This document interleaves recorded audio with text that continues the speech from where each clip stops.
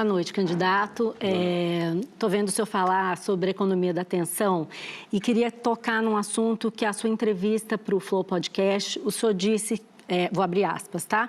No processo eleitoral, me perdoe, você tem que ser um idiota. Infelizmente, a nossa mentalidade gosta disso. E por ser um povo que gosta disso, eu preciso produzir isso. Preciso ter um comportamento que chame atenção. No debate de ontem, o senhor foi questionado sobre essa fala, mas o senhor chamou o jornalista de militante e não respondeu.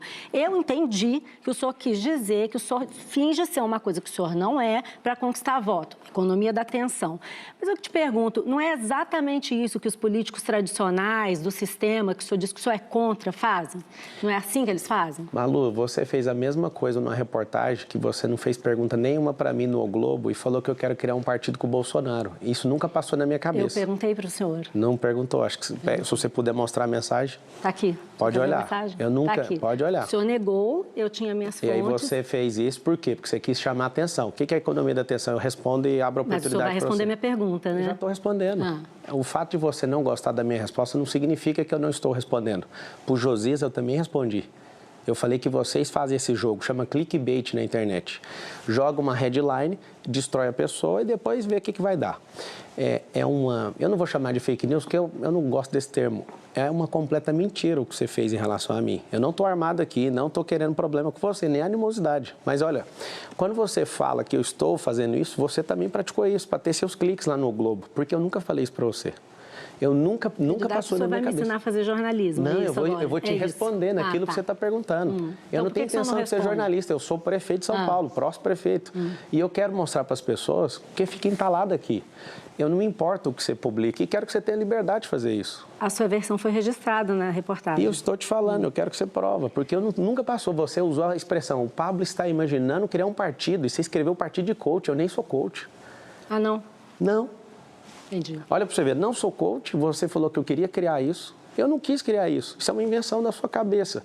E estou falando aqui com o maior... como funciona o jornalismo. Não, você pode fazer. Eu acho que a gente deve se entrar na pergunta de agora, exatamente, né? É simples, eu já acabei de responder. Você usou a economia da atenção. Não, não foi isso que eu perguntei. Eu perguntei se o senhor não acha que isso é uma coisa de político tradicional, que finge que é uma coisa para poder conquistar voto. É verdade, isso que então, o incomoda senhor acha que o eleitor é idiota ou não? Deixar ele responder. Claro que não, hein? Ué, foi o que o senhor falou. Não, se bem que É para acreditar em quem, então? Se bem que você trouxe uma situação assim, quem votou no Lula deve ser idiota, só pode. Porque tudo que foi feito, o roubo daquele, mais de 1 trilhão, mais de 10 processos, 9 anos de condenação, 3 instâncias, 580 dias de cadeia. Ele agora, com 2 anos, não vejo ninguém falando do rombo de 1 trilhão fiscal. Colocou 10 novos impostos. Ele só pode ser um idiota para votar na pessoa de novo. E para votar no senhor, não? Não sei, a pessoa vai ter que testar. Ela vai ter que colocar alguém diferente, alguém que é gestor, alguém que é social, que é o que eu provo. Eu faço com o meu dinheiro, não faço com o dinheiro público. O ciúme das pessoas comigo e estão tentando me parar é porque eu já faço com o meu próprio dinheiro. E eu estou de saco cheio, eu quero ajudar. Essa é uma questão minha. Eu quero continuar em paz a entrevista, mas o que você fez, eu quero deixar registrado. O que você fez foi algo que eu nunca imaginei, nunca te falei e ninguém nunca falou isso por mim e está desautorizado. Eu nunca pensei em fazer isso. Nem sou coach, nem criar partido de coach, muito menos com o Jair Bolsonaro. Eu não pensei isso. Você aproveitou da economia da atenção, que meu nome está hypado. Candidato, o senhor é coach, eu sou jornalista. Eu não sou coach, eu acabei de falar. Quando o senhor foi preso a primeira vez em 2005, eu cobria o Mensalão. Quem? Quando o senhor foi preso a primeira vez em 2005, eu estava cobrindo o Mensalão. Então, o senhor não vai me ensinar a fazer jornalismo. Eu não estou te ensinando, você só objetivo. Gente, vamos fazer assim, vamos rodar. Eu apurei. Apurou aonde? Com as pessoas que Quais? Fala o nome. Que fala... Bom, o nome. Seu candidato, existe o Instituto no Jornalismo que o senhor conhece bem, que é off, né? Não, mas tudo bem, acho que a entrevista não é sobre isso. O senhor é um ótimo coach e eu faço meu papel como jornalista. Qual insistência sua em falar que eu sou coach? Tá bom, vamos rodar. Amanda, por favor. A economia da atenção. Amanda. Boa noite, candidato. É ex-coach, né? Autodenominado ex-coach, tá certo. É igual o Lula, ex-ladrão. Vocês têm que falar dele. Se eu sou ex-coach, você tem que falar que o Lula é ex-ladrão. Mas o senhor que é o candidato do entrevistado aqui hoje, né? Então vamos lá. Sobre os cortes, queria voltar um pouquinho nisso. O senhor comentou que nunca pagou durante a campanha, certo? Na campanha? Tudo bem, só que os 2 administradores da página do Discord, Cortes do Marçal, trabalham para sua empresa, a PLX. Jefferson Zantucci e Gabriel Galhardo. Queria que o senhor pudesse comentar quanto que o senhor gastou até hoje por esses cortes, mesmo que seja de forma indireta? Não faço nem ideia quanto gastou. Foi um dinheiro razoável. Quanto? É assim, não faço ideia, você imagina. Tem semanas que eu aprovo 35 milhões de reais de saída de pagamento. Eu vou lá olhar quanto que gasta com isso. Isso tem um universo empresarial de dezenas de empresas. Você me pedir isso, eu tenho que ligar para o contador para pegar, e não tem problema nenhum em mostrar isso. Eu sou o número 1 de lançamento na América Latina e tenho maior facilidade de ensinar, inclusive ensino. Só para você ter uma ideia, se o juiz pediu, qualquer pessoa, isso eu posso pedir o levantamento com a tabela dinâmica lá financeira, alguém me passa, está tudo certo. Eu não faço ideia quanto que gasta com isso. Só para deixar claro, 35 milhões, né, que você comentou assim mais ou menos, para os cortes, para o campeonato de cortes. Não, senhora, das empresas. Tá, eu falei que eu aprovo das empresas. Você imagina alguém que olha saídas em dezenas de milhões, eu vou saber quanto que gastou com corte. Isso é um negócio desse tamanhozinho dentro das companhias. Que é quanto, mais ou menos? Não faço nem ideia, eu já te respondi. Porque assim, se é uma empresa sua, eles trabalham para o senhor que pagou, né?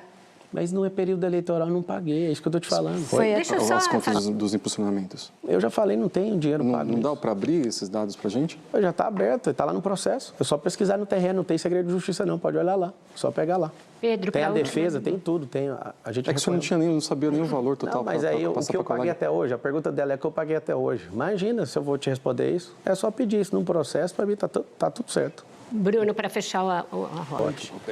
Eu queria voltar a um assunto que a Malu já até começou a introduzir, a sua condenação lá de 2010 por furto, né? Na sentença, o senhor disse na Globo News que nunca oferiu lucro, que era uma relação de trabalho ali. E na sentença, o juiz fala claramente ali que o seu objetivo em participar do esquema ali era ganhar dinheiro fácil. Então, eu queria devolver para o senhor isso. O objetivo ali era esse mesmo, era ganhar dinheiro fácil? Eu ganhei um salário de R$350 e não tinha dinheiro para pagar advogado. Estou com a minha carteira de trabalho aqui, se você quiser, que você é um cara investigativo, eu te dou ela aqui no intervalo, você tira a foto dela inteira, eu vou te mostrar uma coisa, até para te ajudar nisso aí, que aí mata o assunto. Dia 1º de maio de 2003, eu tinha 16 anos de idade e a carteira estava assinada. Eu fui mandado embora desse emprego, eu era operador de áudio, e por uns 6 meses eu fui prestar serviço para essa pessoa, né, na condição, né, de confiança, de alguém que eu já conhecia. Da igreja, né? Era o pastor de jovens da época. E aí, eu, muito jovem, querendo ajudar em casa e pagar minha faculdade, entrei nisso, foi uma latada na minha vida, me envergonho de ter envolvido com esse tipo de gente. Só que na hora que acabou isso, eu fui processado, né, por longos 13 anos, isso foi assustador para mim. Você vai pegar a minha carteira de trabalho, no mesmo ano, está registrado como atendente de call center. E eu fiquei quase 8 anos numa companhia. E aí, o que acontece? Se eu fosse o bandido e quisesse dinheiro fácil, eu ia arrumar serviço de carteira assinada para quê? Então, você pega meu imposto de renda, você vai ver que está ali declarado o que eu ganhei na carteira. E fui crescendo e fui um dos melhores funcionários dessa companhia. Então, eu não tenho nadinha para me curvar para bandido, eu não sou bandido. Se você investigar e achar o que eu tirei de alguém, porque os candidatos, né, de forma deselegante e desespero, porque todos caíram na pesquisa e eu estou subindo igual um foguete aqui na cidade de São Paulo. Eu estou perguntando coisa do processo, não tem nada a ver com o candidato. Mas eu estou te falando. Né? Mas é eu que faço a resposta, Pedro. Você faz a pergunta, eu faço a resposta. Se você quiser interferir, eu vou interferir no meio da pergunta. Então, posso terminar? Claro. Então, vamos lá. Eu tenho uma história de trabalho digna. Tem 13 anos da minha entrada de carteira de trabalho até a minha saída.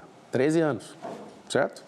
Os candidatos falam, você roubava velhinhas. Eu nem sei quem são essas pessoas. Eu trabalhei para um cara, que esse cara fez isso, inclusive cumpriu cadeia, foi condenado. Eu fui prescrito porque não tinha nenhum crime na minha vida antes disso. Inclusive, eu não dei conta de ter uma defesa... O senhor prescreveu por causa da idade. É porque se você tiver antecedente, você não deixa responder, cara. Eu fiz direito para ouvir o que você está querendo me explicar. Deixa eu terminar de responder, ué. Fiquei 5 anos na academia, deixa eu te ensinar. Você tem atenuante se você não tiver nenhuma passagem antes. Eu nunca tinha passagem. Então, se você deixasse eu responder, eu ia te explicar que isso é um atenuante. Segundo, menor de 21 anos. E você sabe o que aconteceu? Se eu tivesse uma defesa técnica, se eu tivesse um Nelson Williams que está sentado aqui, eu nunca ia ser condenado nisso aí. Sabe por quê? Porque a condenação foi na primeira instância. A gente não chegou aí para o trânsito em julgado. Significa o quê? Não existe condenação transitada em julgado. Não, porque Por isso que eu estou te explicando. Então, eu termino a resposta te falando. Isso não vai diminuir nenhum brilho. A imprensa está pegando áudio disso. Eu já não fui condenado, prescrito, e não foi nem transitado julgado. Eu estou em paz em relação a isso. Certo. Sabe, ano que vem vai fazer 20 anos disso. E todas as vezes que vocês tocarem nisso, eu vou dar uma ferida. Precisamos revisitar os áudios do Petrolão, do Mensalão, e reviver a moralização desse país. E eu te agradeço pela pergunta, Pedro. E em relação aos outros, o senhor joga fatos no ventilador sem nenhum cuidado. É a mesma coisa que a para-choque de comunista faz. Ela fala um monte de coisa que é para eu gastar meu tempo para não atacar os outros. Que ali tem um consórcio comunista, e aí eu já respondo sua pergunta e você fica satisfeita. Um comunista com a ideologia de extrema esquerda, que eu nunca vi nenhum de vocês falando que o Boulos é de extrema esquerda. Ele é uma vergonha até para o PT. É uma derrota para o PT ter ele de aliado. Ele é extrema esquerda. Eu acho que eu pego leve demais. Nunca o Boulos será prefeito dessa cidade. Isso é uma questão pessoal. Eu jamais entraria na eleição de prefeito de São Paulo. Só que quando eu vi Sacano Salles, e aí eu vi todo mundo do mesmo lado, eu falei, esse negócio está desbalanceado, eu acho que isso pode comprometer o futuro do país.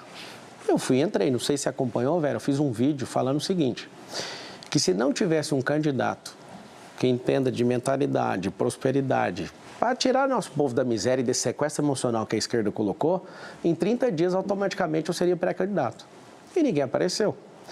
Eu não estou falando que o Salles seria o melhor, não, mas o fato de perceber que Valdemar Costa Neto, que é antigo do Mensalão, fez a movimentação e pôs o Bolsonaro sequestrado nisso, eu falei, tem alguma coisa errada. Eu vou entrar para atrapalhar. Mas o senhor mesmo não disse que o senhor queria entrar no PL? Eu fiz isso. Queria entrar justamente Mas já quando não era o Bolsonaro... Valdemar? Ele está lá a vida toda. Mas é porque o Bolsonaro que manda lá. Quando eu percebi que ele não manda, mesmo ele tendo reconstruído um partido que estava jogado às traças, eu percebi que ali não dava para entrar. O senhor também não manda no seu partido, só que Ixi, é isso mesmo, é por isso que eu quero, eu defendo. Bom você levantar isso, Malu. Eu defendo que aqui no Brasil seja como nos Estados Unidos, que todo candidato, se quiser sair sem partido político, que ele tenha o registro dele deferido para disputar as eleições. A minha pergunta, candidato, é, você acha essa estratégia, isso honesto? Se fosse contra você ou contra alguém da sua família, você acharia justo uma estratégia dessa montada de fazer essa associação de uma pessoa? Pedro, onde você viu eu usando esse processo? Aonde você viu eu usando esse processo? Eu ouvi você fazendo acusações. Fala aí, aonde que você ouviu eu usando o processo? É mentira, então, o processo? Não, eu quero saber eu. Não, quero saber, então, qual que é a prova. É o seguinte, como o Boulos está apavorado e não aparece com o toxicológico, calma que eu tô aqui, eu vou resolver isso aí.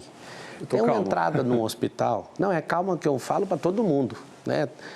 Eu acho que a gente está batendo recorde aqui, agradeço todo mundo e faz um M28, tira um print, põe no... Vamos responder a pergunta. Eu estou respondendo. Tem limite a pergunta? Que é Roda Viva? Não, tem limite de tempo a pergunta? Não tem não, você pode responder à vontade, mas agora essa coisa de faz o M no Roda Viva, eu acho que é meio incabível. É a única arma que eu tenho, entendeu? Eu não vou esquecer isso. Mas o senhor está dando uma entrevista num programa que tem 38 anos. Eu estou liderando a pesquisa, eu estou liderando a pesquisa de intenção de votos por ser a pessoa que usa essa ferramenta. Então vamos lá, isso eu estava respondendo. A resposta foi, eu te perguntei onde eu usei, você viu usando aonde? E aí eu te voltei, cadê a prova então? Eu não usei esse processo, cara. Então, mas eu te perguntei como é que você acusa o candidato. Publicado, acho que foi uma publicação minha. Você não tem falado que o acusado ele... Eu vou mostrar o que eu tenho no último debate. Agora, você assistiu o debate ontem? Fiz a pergunta para ele. Por que no último debate? Porque o brasileiro esquece em 2 semanas, Malu. Não dá para usar isso agora. O senhor repete sempre, não vai esquecer. Então, eles estão falando que eu sou um monte de coisa, então tem que segurar. Eu estou jogando, é um jogo. O senhor tem filhos, é casado e se jacta muito da sua família e usa o fato de ser um homem de família.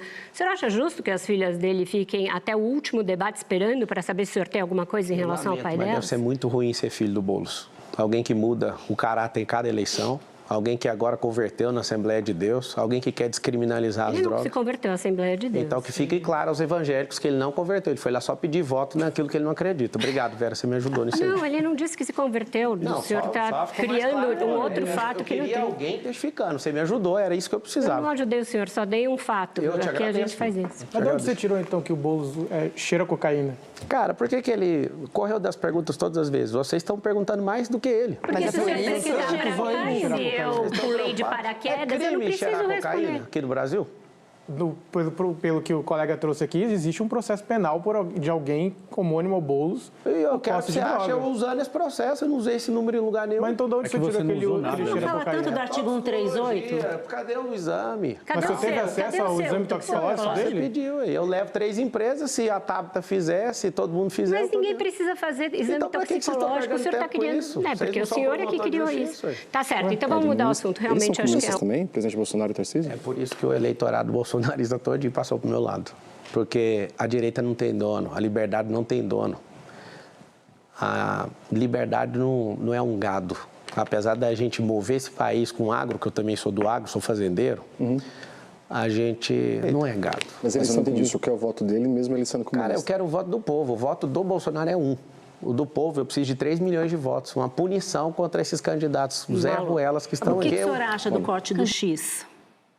É a mesma sensação que eu estou sentindo com as minhas. Eu acho que agora o Brasil inteiro está sentindo o que eu estou sentindo. O Elon Musk chamou ele de ditador. O senhor acha que o Alexandre de Moraes é um ditador? Você tem que fazer pergunta para o Elon Musk, ele que responda pelas coisas. Eu estou perguntando se o senhor... Vamos fazer uma política diferente. Não dá para ser desse jeito, senão a gente vai atrapalhar o crescimento desse país.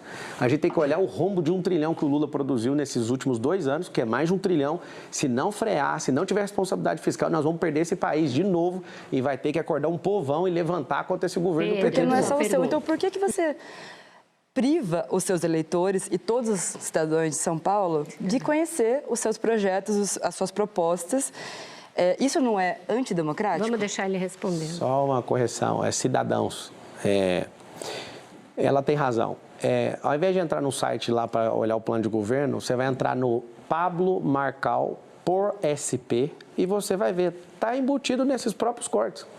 Estou sem, de novo, fundão eleitoral, padrinho político, está o presidente e o ex-presidente, cada um de um lado, não tem um tempo de TV, vocês vão ter que aguentar os cortes. E, de novo, se vocês não gostam dos cortes, façam perguntas mais tranquilas que... Só que tem muita gente que assiste debate, que assiste uma entrevista como essa de hoje, para justamente conhecer os candidatos. Eu sou feito de estar aqui, eu agradeço. Então, o senhor podia colaborar e responder as perguntas do jeito como... Eu estou respondendo do jeito que eu preciso responder, eu sou o candidato. Mas vamos esquecer o corte um pouquinho? Vamos não. Se você quiser esquecer o corte, eu preciso de ir embora. Se você quiser, eu posso levantar e sair. Você não vai... Eu não tenho marqueteiro, não tenho dinheiro para pagar marqueteiro não, para ficar contando piada, fazendo gracinha. Eu estou aqui com a cara e com a coragem, igual todo mundo quer vencer na vida. Você quer tirar a única coisa que eu sei fazer?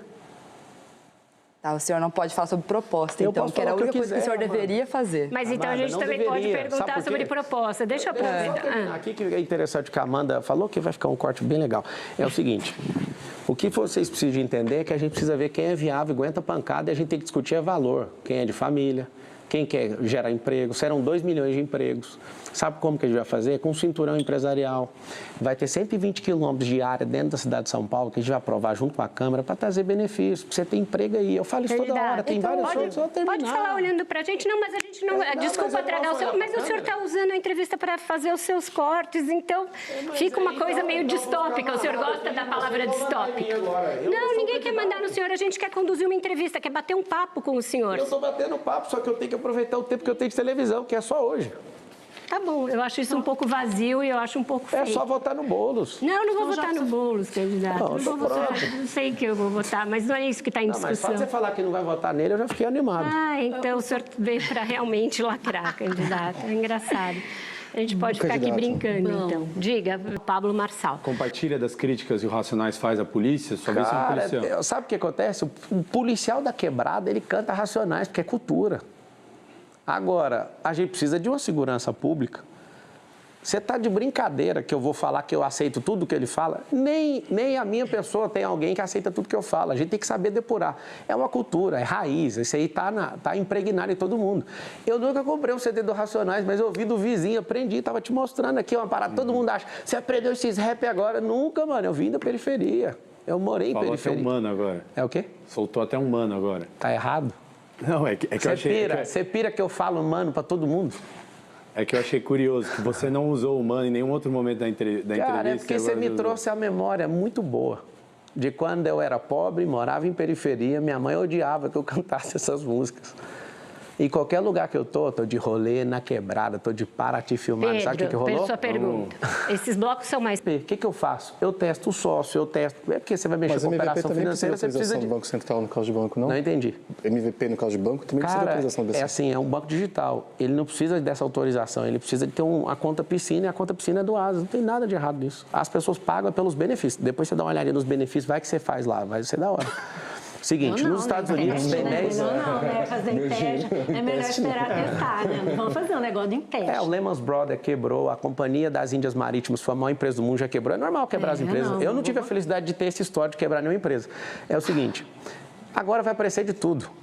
Vocês querem pegar áudio de processo de 20 anos atrás, façam o que quiser. Pergunta para os Ubers dentro da cidade de São Paulo, para os taxistas, pergunta para os recepcionistas. Aonde eu entro, as pessoas ficam fazendo assim, no debate, ontem o cara segurando a câmera assim, eu tô com você, mas não sei se pode pegar o que vocês quiserem. O senhor nomeou como representante legal um empresário que, para vir representar nos seus jatos, né, na sua empresa de aviação, um empresário chamado Florindo Miranda Ciorlin, que chegou a ser preso pela Polícia Federal, denunciado pelo Ministério Público e é réu no Mato Grosso por tráfico de drogas. Forneceu aviões para transportar 5 toneladas de cocaína da Bolívia para o Brasil. Essa é a acusação. Quando o senhor contratou, nomeou representante legal, na verdade não contratou, nomeou representante legal em 28 de outubro de 2021, ele já era réu nesse processo. O senhor ainda não falou sobre isso, eu queria saber se o senhor sabia disso e se o senhor continua com ele como seu representante legal. Você leu a procuração? Está aqui a procuração, exatamente. Qual que é o poder que eu dei para ele? Para lhe representar, nomeia e constitui como procurador. Para fazer o quê? Para obtenção de documentos e todos os atos que se fizerem necessários para representá-lo junto à Agência Nacional de Aviação Civil, Agência Nacional de Telecomunicações, ou seja, ele representa os seus aviões, uma pessoa que fornecia aviões para o tráfico. Ele é despachante aéreo. Essa procuração, ela foi dada... Não está escrito isso aqui, não. Não, mas é isso que você leu.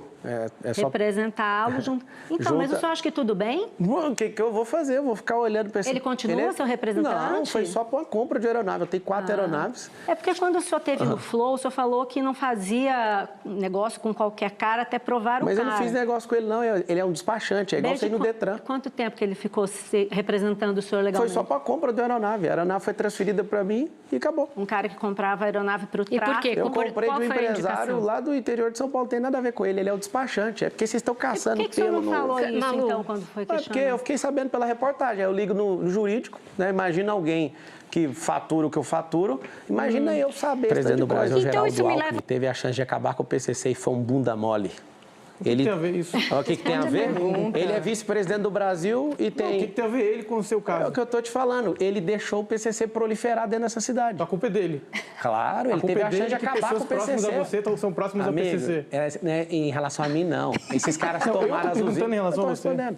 O PCC tomou usina, tomou posto de gasolina, tomou televisão, está tomando tudo. Está lá dentro do governo. Não, tudo bem. Tomou o partido. Então, vocês estão falando do meu presidente? Isso. Então não tem nada para fazer. Calma que eu estou respondendo. Eles alegam que o meu presidente tem ligação com o PCC. Ô, Leonardo, se você é do PCC, por que você teve despejo na sua casa? Cadê o dinheiro do PCC para te ajudar, cara? Isso cabe ironia com um assunto tão sério, candidato. Bunda mole do Alckmin teve a chance de extirpar o PCC e não teve coragem.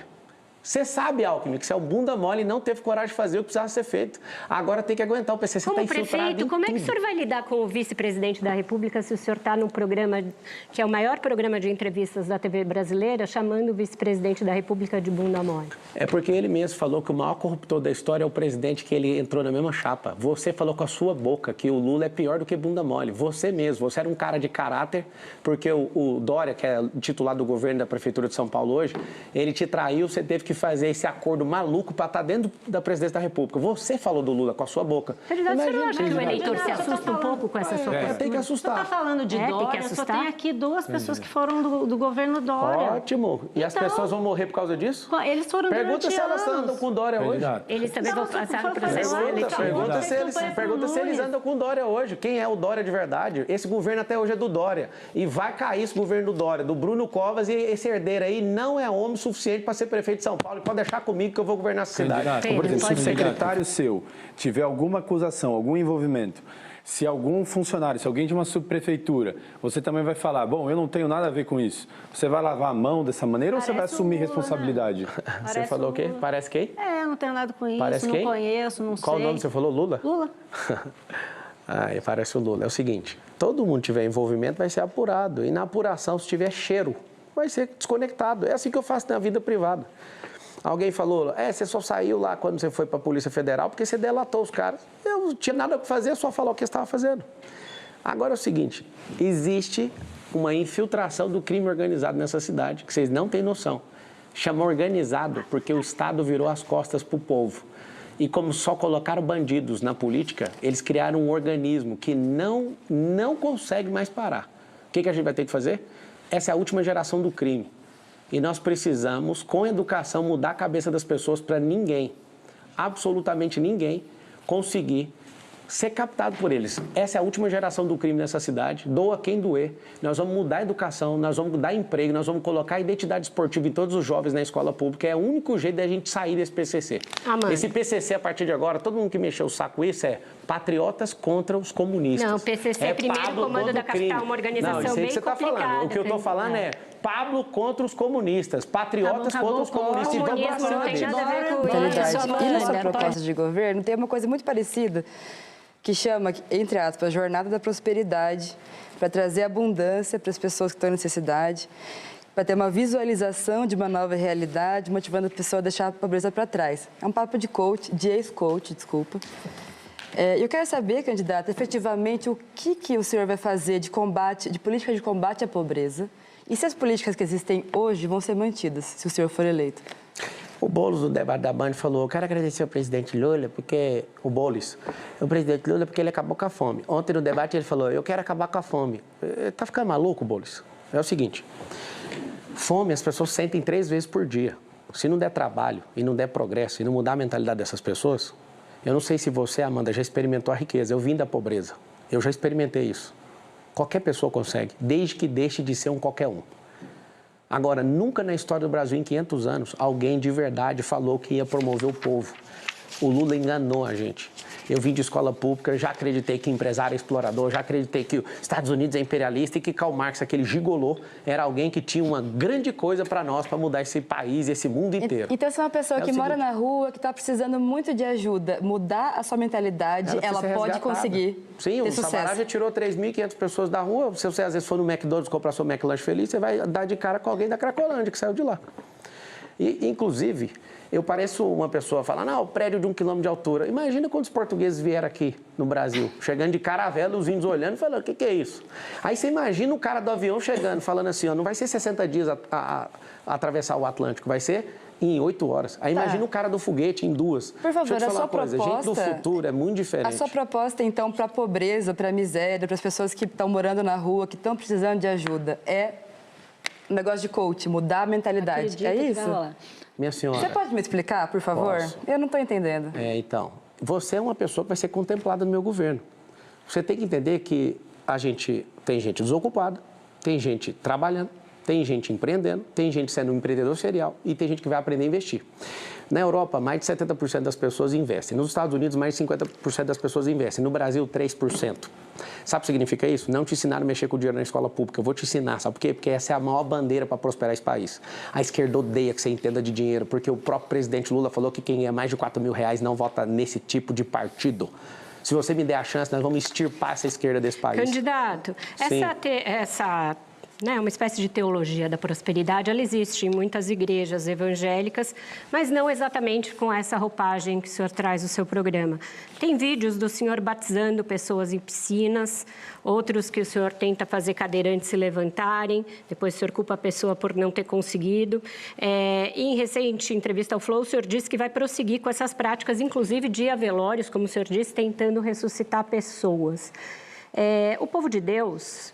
O senhor se diz temente a Deus, mas diz que não está em nenhuma igreja. Ele tem muito respeito por essas questões litúrgicas, tem muito respeito por questões de ritos, e o batismo é um rito muito sério. O senhor não teme que eles achem que o senhor está fazendo chacota da religião para se autopromover? Eu quero pedir para todo o povo de Deus entender que eu não subi em nenhum púlpito de nenhuma igreja para pedir voto de ninguém. Eu vivo isso. Eu sou um cristão, eu nunca vou negar oração para ninguém. Jesus falou o seguinte, vocês farão obras maiores. Eu não estou misturando religião, quem trouxe esse assunto foi vocês. Eu estou falando, eu sou cristão e eu peço a ajuda de todos os católicos, todos os espíritas, os evangélicos que acreditam no cristianismo. Sabe por quê? Porque Jesus não dividiu o pão, ele multiplicou. E o comunismo é dividir aquilo que a gente tem para idiotizar as pessoas. Eu peço o socorro de todos os cristãos dessa cidade, do estado de São Paulo e do Brasil. Nós precisamos combater essa praga de comunismo. Nunca me envergonharei de responder uma oração para alguém. Se a pessoa não recebeu, eu vou continuar orando. Eu quero ver, sim. Quero ver milagres acontecendo. Eu nunca tirei proveito disso. Nunca tirei proveito, só para ajudar as pessoas. E eu vou continuar. E vocês têm que respeitar a minha fé. Porque se alguém fala que vai num terreiro fazer um despacho, ninguém tira sarro. Só tira sarro de quem é crente. Só tira sarro de quem é evangélico. Na escola, na quinta série, eu nunca concordei que a gente veio do macaco. Aí sabe o que acontecia? Eu ouvia, você é um crentinho. E eu sempre defendi minhas convicções e quero que todo mundo pense. Eu quero que todo mundo tenha liberdade. Eu sou cristão, sim, e eu acredito nisso e nunca vou curvar minha cabeça para isso. E viva a liberdade nesse país. Viva a liberdade. Muito obrigada, candidato, pela entrevista.